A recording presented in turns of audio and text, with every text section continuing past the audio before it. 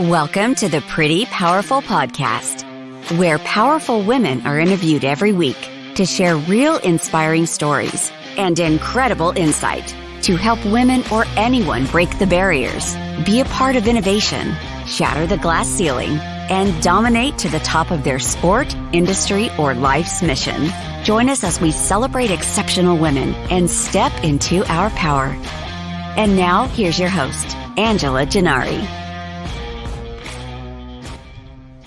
Thank you for joining us. This is the Pretty Powerful Podcast, and I am Angela Gennari, and I am sitting here with Tammy Green. Thank you so much for joining us, Tammy. Thank you. I'm so happy to be here. Awesome. So I wanted to tell our audience a little bit about Tammy. So Tammy is the author of Living Without Skin, a haphazard blogger, and thinker of surprisingly deep, sometimes wide thoughts, a real estate professional and healthcare worker by day, author by night, and has also written articles for Elephant Journal. She resides in Memphis, Tennessee with her wife, exceptionally perfect dogs, and a boss cat. She is the lover of words, her grand kitten, caramel cake, and saving items for later in her Amazon shopping cart. I can relate to that.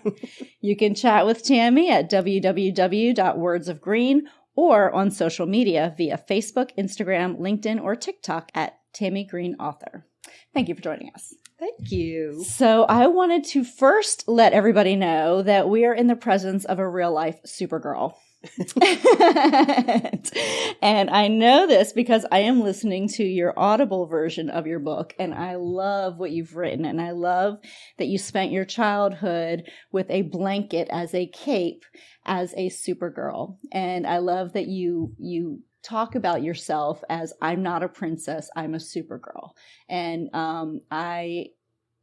everything that you talked about in terms of vulnerability and in terms of being vulnerable, but also having superpowers, and the superpowers that you've learned from your vulnerability really spoke to me, because I think we all grow up, and you say this in the very beginning of your book, don't cry or I'll give you something to cry about. Right? Who hasn't heard that? Right. And so I think we all kind of grew up with that. So because you were taught vulnerability was bad. And as you've grown up, vulnerability has become a superpower. So tell me a little bit about your book and what led you to write this book. So I've always felt like I had a book inside, but never really knew how to start it, when to start it, what it was going to be about. For probably 3 or so years before I actually wrote it, I was trying to decide whether to do a nonfiction versus a fiction story, because I had an idea. Yeah. And it just sort of came to me that I should probably write about what I know best, and what I know best is my own experiences. Mm-hmm. Mm-hmm. So that's the inspiration behind it. I got kicked into gear because my grandmother, who has been a very important part of my life, was getting older. She was 95, I believe, at the time. She was she taught me to read at age 3. And so that's what we always did, is read together. And I thought, I really need to do this before much longer. She's not going to be here forever. Right. So I had written a few articles on Elephant Journal. One was about her specifically. And I started the book. And then in 2020, she had a stroke in January. Oh, sorry. And I stayed with her for 6 weeks. The last 6 weeks of her life, I took care of her.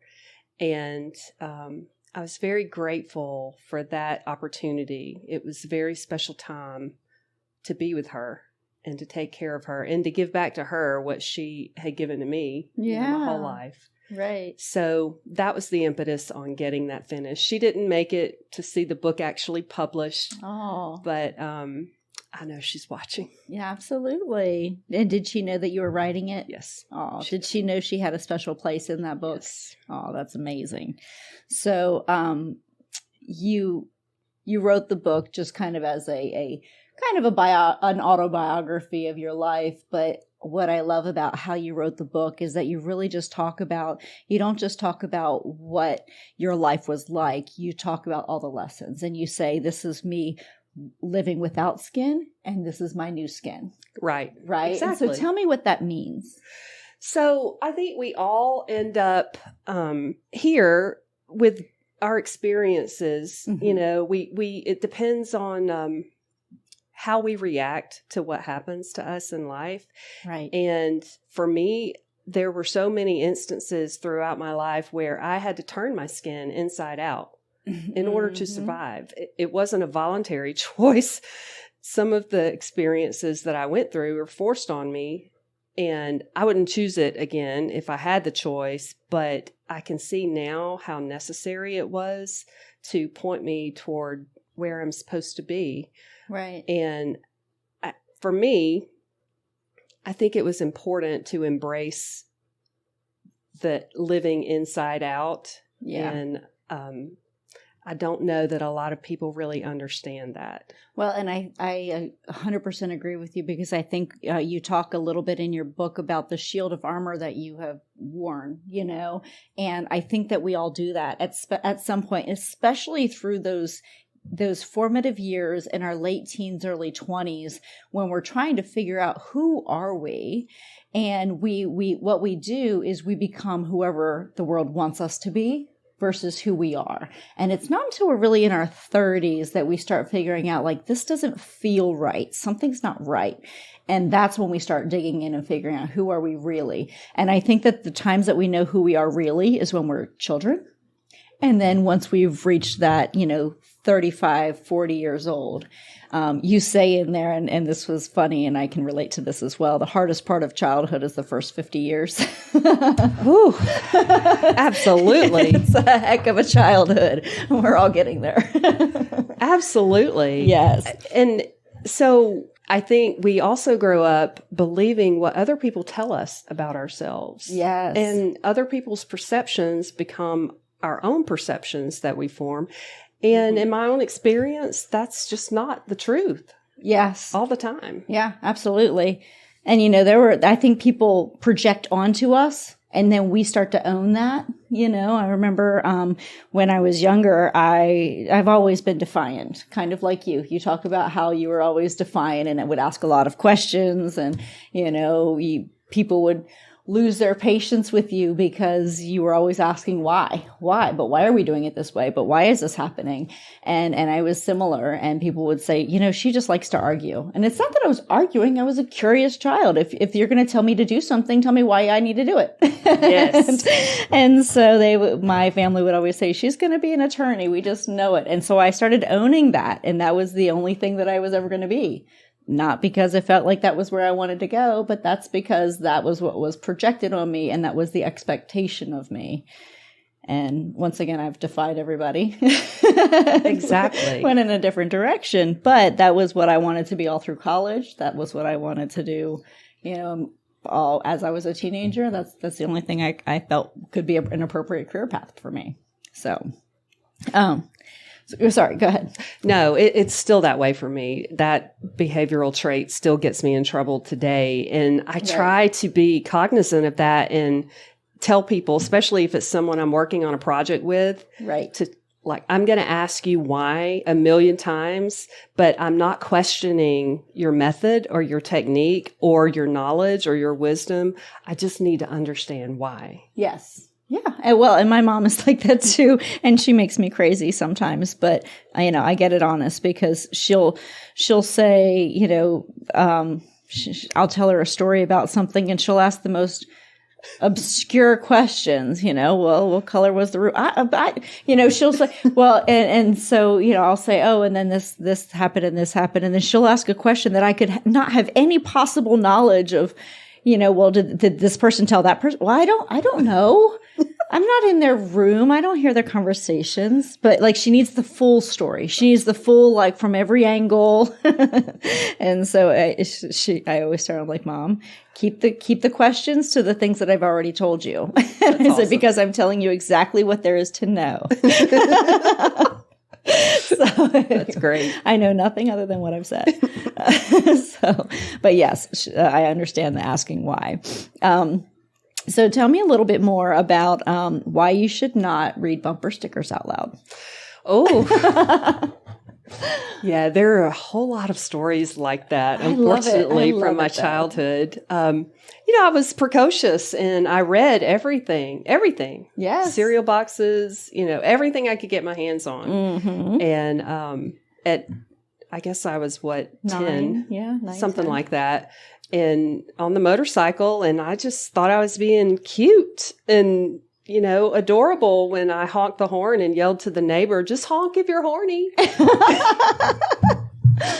I love and of course, my mother was not appreciative of that cuteness when the neighbor called to report that. So, I wasn't allowed to quote bumper stickers after that. But did they honk?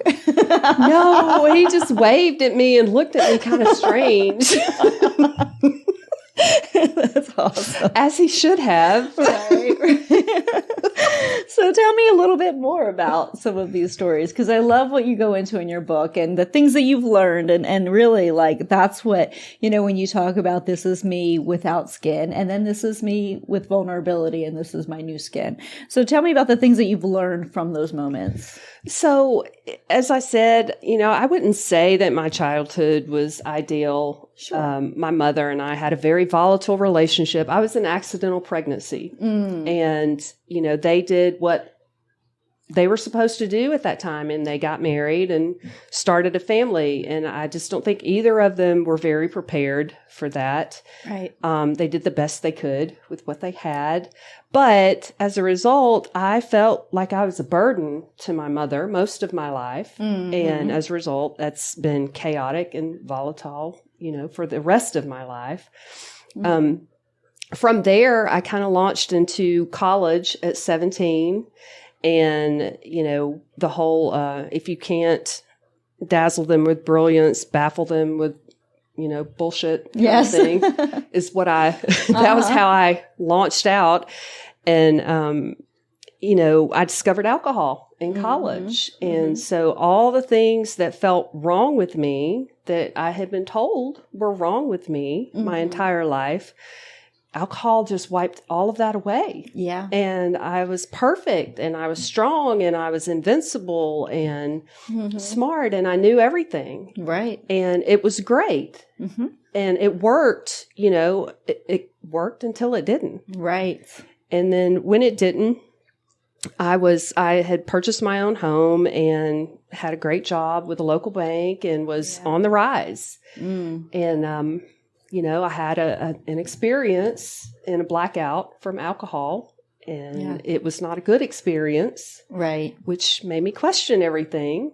Mm-hmm. And so from there, it's just been like that for most of my life. I have encountered situations that some have been of my own choosing. Some have been as a result of choices that I've made. There's a lesson in there, and I'm not supposed to be on that path. And unfortunately, for a lot of years, I had to take the butt whipping to get to that conclusion. Mm-hmm. I've never been one who could hear someone else's experience and say, oh, I should learn from that and do it differently. Right. No, that's not me. Right. I need to do it the hard way. Right. I need to have that butt whipping to truly drive it home. Mm-hmm. I understand. I say the same thing with business. I say, an MBA wouldn't have worked for me. I listen to business classes online, or I'll go in and I'll sit in classes and I hear the information, but it's not resonating with me. It's not until I lose my actual money and I lose my actual time that I learn that lesson. So, for me, getting the information out of a book is not how I need to learn. I need real life to teach me. And it does. It's a hard lesson, and I can know the right thing to do going in, but I still may not make the choice until it hurts me a little bit to make the wrong choice. And some of those choices have not been mine. Mm-hmm. When I got into real estate, I did it for all the right reasons. I wanted to take care of my family, wanted to provide for my family. Mm-hmm. And who saw the bubble burst coming, in 2008. Mm-hmm. So I lost everything. And that was, of course, I chose to invest in real estate, which historically has been the best investment you could ever make. But when I did it, I caused the whole world to lose money. So. Right. So it was your fault then. It was my fault that everything just went upside down. Right. So, there are things that have happened just as a result of being where I am Yeah. at the exact wrong time. Yeah. So what do you think some of the hardest lessons are that you've learned that you've carried with you? To pay attention to my own intuition, to listen. When one of the first things I learned in recovery was that if I am pushing on a path and I'm meeting obstacle after obstacle after obstacle, it's probably not where I'm supposed to be. Right. But if I start down a path and things fall into place without me meddling, without me interfering, without me trying to push my will onto it, yes, that's probably where I'm supposed to be. Yes. And that's something I'm still learning today. I think we all are. I think every single day. And, I've said with this podcast, I thought I would start this podcast. I kind of thought, well, we'll give it a go and see if anything happens. I don't even know if anyone will let me interview them. I don't know if, I'll stumble over my words. I'll sound ridiculous and I'll probably quit after a week or two. And, but I had to get out of my own way. And when I got through the insecurity of being on camera or talking into a microphone, and I got through the insecurity of, what if I don't know the right questions to ask? What if they think I'm not as smart as they are? What if? Once I was able to do that, the doors just opened. And, we're several weeks ahead in terms of our podcast episodes right now. We are, getting more and more positive feedback. And it's crazy how quickly things fell into place when the only thing that was holding us back was me. Right. And I think you start realizing that if everything is happening for you, that's a sign that you're on the right path. I totally suffer from imposter syndrome. Yes. This is my very first book. Yes. I had no idea what I was doing. I've learned a tremendous amount since I started on the journey. Of course. And I'm publishing a sequel to the book later this year. Yeah. Where I'm going to tell other people's stories of vulnerability. Oh, I love not it. just mine. Yeah. So I'm really excited about that. And then I'm also starting a fiction series. And so, the same kind of fears, I mean, who's going to buy my book? What do I have to tell people? Right. But I get feedback from people who, and this has happened mostly my whole life, you're so easy to talk to and, you understand what's going on with me. And so I've gotten that same kind of feedback and I love it. I feel very honored that people trust me with their vulnerability. Absolutely. I think that's a gift. It really it's a gift is to me. Well, and I was sitting in church one day and we had a pastor come on. Well, he wasn't a pastor. He was our guest speaker. And I almost got up and walked out. And, I've been trying to write a book for 20 years now. And it's the same thing. Like, do I have anything worthy to say? Who's going to read this thing? Like, I don't know if I should do this. And, and I remember sitting in this church, and it's one of these big mega churches here in Atlanta, and I love it. And I love our pastor. And I was waiting for him to come on stage, and it was some other guy. And I'm like, oh, no, not another person. Like, I don't want to listen to anyone else. I really want Andy Stanley up there. And so anyway, this guy comes up and he's like in his mid-20s, and immediately I'm judging him. What am I going to learn from somebody in their 20s? What? He has nothing to tell me. And so I'm almost ready to get up and walk out. And all of a sudden he starts telling a story about how he had stepped out of his comfort zone. And I think he had produced a film or a video or something, and it exploded.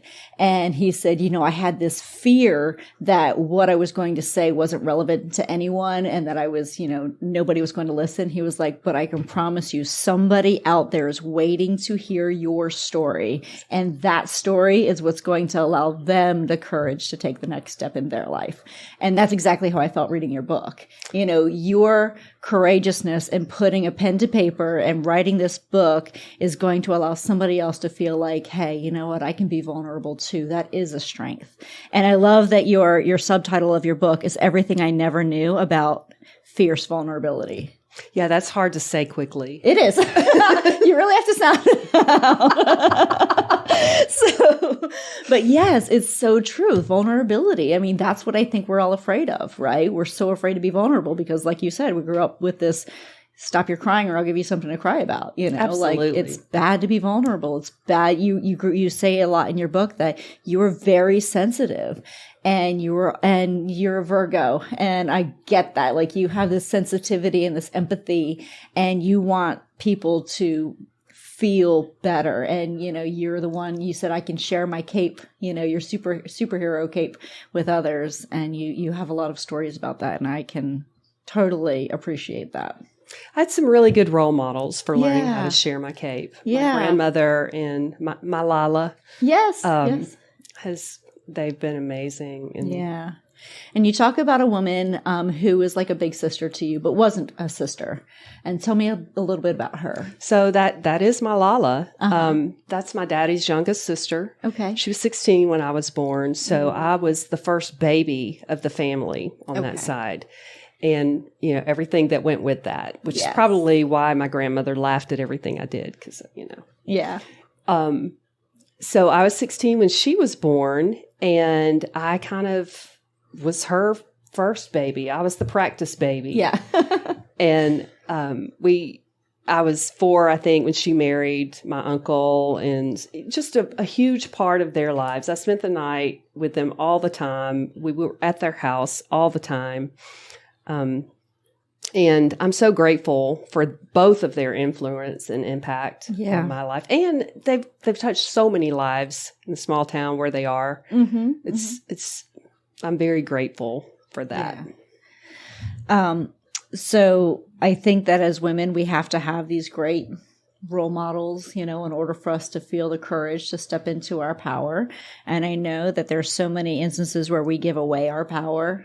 Can you tell me about a time that you've given away your power? And then tell me about a time that you've stepped into your power and what was the difference between them? Absolutely. So every time that I've given away my power, it has been associated with a fear of abandonment. Wow, really? And that's a trigger that I carry from my childhood. And in every relationship with anyone that I have ever loved, when it has not been the right relationship for me, I do that. I just give it away, and I do everything in my power to make another person happy. Wow. And I forget about who I am and myself in that whole process, from my mother to my ex-husband, to my previous love interest, my brother, and, at one point, even my daughter. Yeah. So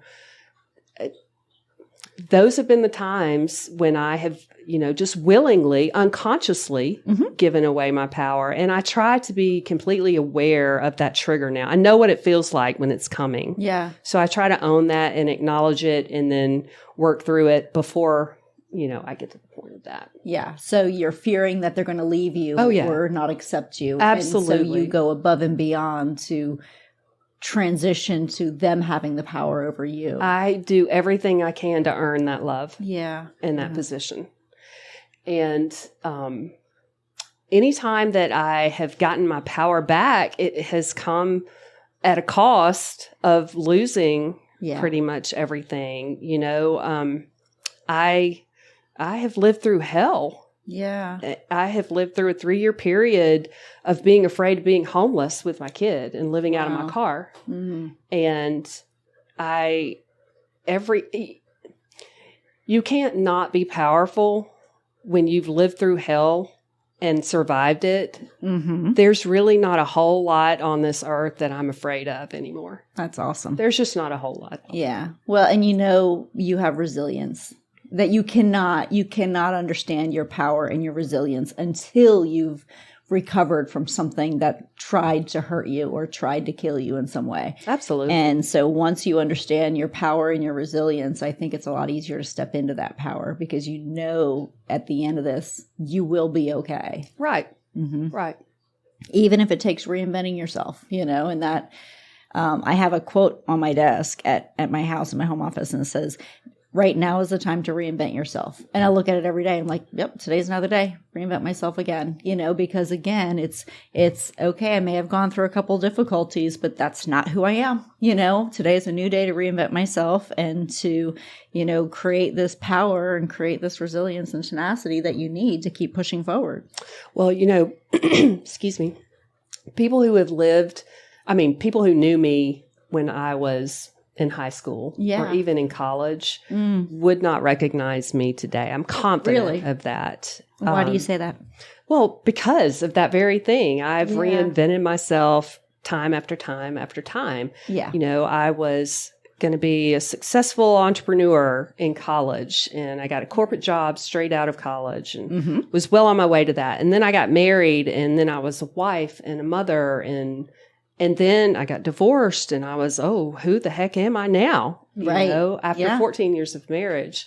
And then I was a business owner, and then I was not a business owner. And it's been amazing. And every point of that has produced another challenge that goes along with it. After I divorced, about a year after the divorce, I discovered that, I probably hadn't been on my true path all along because I'm actually attracted to women and not men. Yeah. And learning that about oneself at age 44 is pretty profound. Yeah. And, then there's a whole different set of challenges because now who's going to abandon me? Right. Now having the courage to say that out loud and confront the people in your life and say, this is who I really am. Do you still love me? Do you still accept me? Especially for somebody like you who spent their life wanting people to not abandon them and not be disappointed. So, So tell me what that was like. Oh, gosh.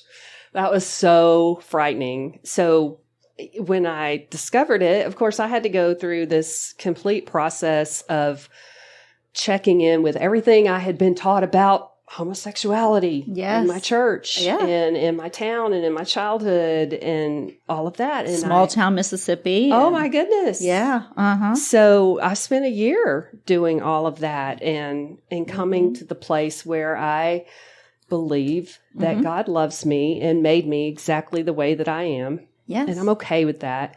Well, then I was worried about my kid because she was 9. I didn't want to impact her negatively with her friends and their parents. Right. So there's a whole different side of that. And then my own family, so my dad and my Lala, I told my dad and of course his reaction was funny as usual, but sincere. Right. And I think maybe the scariest thing I ever did was tell my Lala. Yeah. Because she was so important to me and she's had such an impact on my life, and I could not imagine the rest of my life without her. Oh, I just couldn't. Yeah. And, her reaction was, you better not ever wait a year and a half to tell me something again. Oh my gosh. So that's amazing. So my mom did not take it so well. Right. But you've had a volatile relationship with her from when you were a child, right? Yes. We haven't spoken since 2012. Wow. And that's her choice. Right. And that's okay. Mm-hmm. I love her. I understand that she did the best she could with what she had. Sure. And she raised me, and I just have to love her from afar. Yeah. So that's what we do. And sometimes you do that for your own self-protection too. That's exactly right. Yeah. And you have to, if there's toxicity in your life, even if it's from a family member, sometimes for your own good and your own energy and your own peace, you just have to love people from afar. You can still love them, but you don't have to have them in your life all the time. So, yeah. Well, at this point, I have more years behind me than I do ahead of me. And I'm just not willing to give my energy to someone who is negative or perceives me as negative or my life is negative or my family is negative. Sure. Just not going to do that. Absolutely. 100%. And how was your dad? Oh, my dad. So I told him, and his response was, I said, well, that this person and I are more than friends. And he said, well, hell yeah, I know that. Do you think I'm dumb? And that he's very blustery and mouthy and funny. And I was like, no, I don't think that. And I asked him, well, do you still love me? And he goes, girl, there's nothing you could ever do that would make me not love you. Oh, I love that. And that, it still brings tears to my eyes when I think about that. Yeah. It was just important. Well, and I listening to your story and hearing the stories of your dad and you riding in the pickup truck and how you would snuggle up with him and he in the front and he would make room for you under his arm and he would take you to preschool and grab some donuts on the way. I love these stories. I think that they're so amazing. And I love that you're sharing these very intimate moments in your story, because that is vulnerability, right? It's very much is. Yeah. And writing these stories about family members who may or may not, of course I had to clear all that, but sure. My dad, who has never really been a big reader, reads a whole lot more now in his older age than he ever has. But he's read it twice, and both times he said, there were a few parts that made my eyes leak a little bit. And I try to press him on what that is, and he's like, well, I don't remember. That's amazing. But yeah, it's funny. That's cool. Okay. So as you're coming out to your family, and so what was your wife's family like? Were they accepting? Had she already been out? Like, tell me how that worked. Yes. So she had been out since high school, college. Okay. Yeah. I don't know that she was out to her family. Sure. Yeah. Early, but she has sort of always known, I think. Did that help you maybe?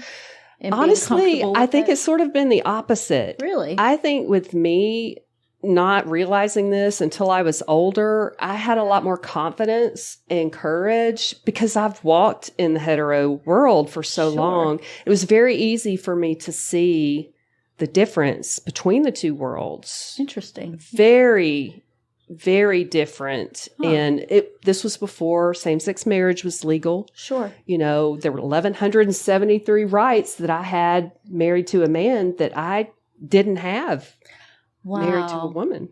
Wow. So that was very enlightening. Right. And I came out at a time when the world was a lot more accepting of that, even though it was still scary.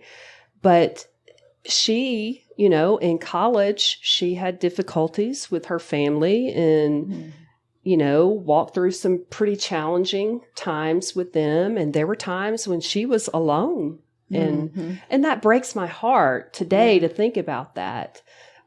Today, that's not the story. Yeah. And they're a very close family, and they have accepted me and my daughter without hesitation, and they love us to pieces, and I love them to pieces. And that's awesome. They're it's good. Yeah. It's a good thing. Well, that's wonderful. I'm very happy to hear that. So who inspires you? So I would probably have to say my grandmother was the biggest inspiration of my life. She was very much a feminist in a time when that was not acceptable. She was a single mother of two very young children. My daddy was 10 months old when my grandfather Jesse was killed on an oil truck. So she remarried and had two more children. And right after that, she went through nursing school on her own. Wow. Ended up divorcing my grandfather, struck out again on another life. Wow. And, she's probably the one in my life who has done most of the things that inspire me to do, stick my hand and dabble in all these little things. She's flipped houses. She was a nurse. She sat with, at 83, she was someone who did private nursing and sat with elderly people in their homes and that kind of thing. And if you ask her what she did, she said, well, I sit for older people. Right. And she was how old? Yeah, she was 83. I babysit old people. That's amazing. So, and she's super smart, super intelligent, way beyond her years, wise. And then probably next would be Malala. Yeah. She's always been the love backbone of our family. Yeah. And there's not a person that crosses her threshold who leaves without knowing that they are loved and cared for. Yeah. That unconditional love that everybody needs. Absolutely.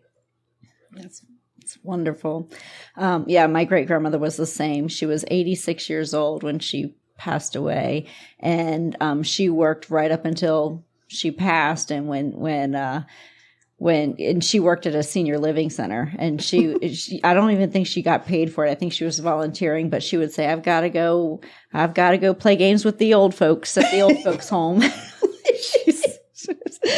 I love that. Like, right? I love it, and that was just, I am just so impressed with that generation that, they are just, that whole, I don't know, what is it, before baby boomers, really? What is our grandparents' generation? But they are Depression era. Yeah, just the tenacity and the work ethic of their generation it's mind blowing.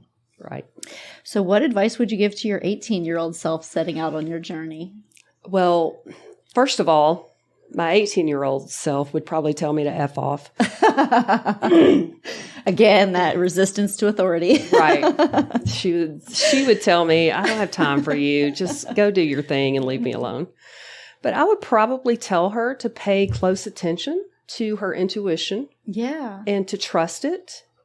I would probably tell her to maybe try running or biking instead of alcohol. Yeah. Yeah. To try to fill that void inside. And I think that I would just tell her that she is not what everyone else has told her that she is. Mm-hmm. That she's so much more than that. Yes. And that she can trust that. And that she can trust that someday she's going to give birth to a child who will be the entire joy of her life. Yeah. And someday she's going to meet the love of her life who will show her all the parts that she was meant to be. Wow. I love it. So, of all the obstacles and the challenges that you've been through your life, and I mean, you tell the stories in your book, and you can really connect with people through your book. Tell me, what do you think is the most challenging obstacle that you've had to overcome, and how you got through it? Tell me about what kind of resilience you had to have the courage to have in order to get through that. The surviving the complete collapse of my financial independence was probably and the this hardest. Is after your divorce, right? This is after, this was kind of leading up to the divorce. Okay. I was 13 years sober. Okay. So I was already sober. Yeah. And I had purchased 18 rental properties in a matter of a year and a half and was well on my way. And of course, the market tanked and I lost everything. I couldn't sell the homes for what I had borrowed them for. And I had bought them at 80 cents on the dollar when I bought them. Yeah. Right? Yeah. So I couldn't sell them for the mortgages that I had on them. I had, I was working as a realtor as well, helping other people. And then I had the investment business and, both of those businesses tanked. So I was so afraid that I was going to have to move back to Chunky, Mississippi with my daughter and live in my dad's basement. Right. I was petrified of that. So I ended up going back to school. I had reached a point where I couldn't handle any more collection calls. Mm-hmm. And I had a moral opposition to bankruptcy because I felt like that was a failing, and I did not want to go back on my promise that I had made to the people who had financed the houses. Sure. And I finally got to the point where I had to do something different. Mm-hmm. And so I filed for bankruptcy and divorce on the same day. Wow. My ex-husband had moved to the coast after Hurricane Katrina and started a building business there. So he was coming home once a month on the weekend. And I was here trying to survive, trying to single parent, working any odd job that I could possibly find. Yeah. And it was just too much. It was taking a big toll on my health. So I filed for bankruptcy, I filed for divorce, and I enrolled in a 2-year program to learn how to take x-rays. Wow. So I could get another job. This was 20 years after I had a bachelor's degree in accounting. Wow. Talk about reinventing yourself. Right. Yeah. So I spent the next 2 years going to school and digging myself out of the hole that I had been in. And it just, it felt like the universe had a complete stink eye out for me the whole time. And then finally it broke. It just broke. Yeah. And I got a job. I graduated. I got a job at a hospital and was earning money again. The property management business was doing okay. It had put groceries on the table for the last 2 years. So it was doing okay. Good. My daughter was thriving. It was just good. And that in and of itself, I spent a 3-year period going to AA meetings daily and sitting in there and crying for an hour each day. Wow. And the only reason that I didn't take a drink during all of that is because I knew that I wouldn't put it down until I died. Wow. If I took one drink, I was going to do it until I died. And the thought of leaving my daughter behind broke my heart. Wow. So she's heard me say this before, but she saved my life. Yes. She really did. Absolutely. And just by existing. Yeah. Just for something to live for. You had something to live for bigger than you. Yep. And now you're an author and you've created this incredible book telling a story that I think is going to resonate with so many people, and you have no idea how many people you will save through this. So congratulations on that. That's amazing. That's very exciting. It's more reason than ever for you to have gotten through all that you've gotten through, because your story, you have no idea who it's going to connect with. Absolutely. And who it may save in the future, who are going through something similar, afraid to be vulnerable, afraid that they're not going to come back from this. I mean, when you can file for divorce and bankruptcy in the same day, and not know if you're going to get through it, and you're in recovery at the same time, and you made it through, and you are sitting here today, the author of a book. So congratulations on this incredible journey. Thank you. So one last question for you. What do you wish people knew? What do you wish people knew in any way that you want to answer that? I wish people knew that financial success is not the ruler for measuring success. Yes. I think that we are all subjected to that, especially in this country. Yes. Because we're so capitalistic and we're trained for that as children. And I wish that people knew that that's not where your self-worth comes from. Yeah. Because I was fooled by that for so long. I wish that people knew that they are more powerful than they could ever imagine. Yeah. And that they could use that power to create communities and a world that is so good for all of us. That's what I wish. Yeah, I love it. Yeah, I agree. People are so much more powerful than they give themselves credit for. Yeah, and if you only knew, if you, like we were saying earlier, you have no idea who's waiting to hear the words that you have to say. Absolutely. So, get out there and be vulnerable. So, yay. Thank you so much. I really appreciate you being here. I love your story and highly encourage everyone to go read Living Without Skin. I think it's an incredible book, and I can't wait for the sequel. Thank you so much for having me. Absolutely. Thank you for joining our guests on the Pretty Powerful podcast. And we hope you've gained new insight and learned from exceptional women. Remember to subscribe or check out this and all episodes on prettypowerfulpodcast.com. Visit us next time. And until then, step into your own power.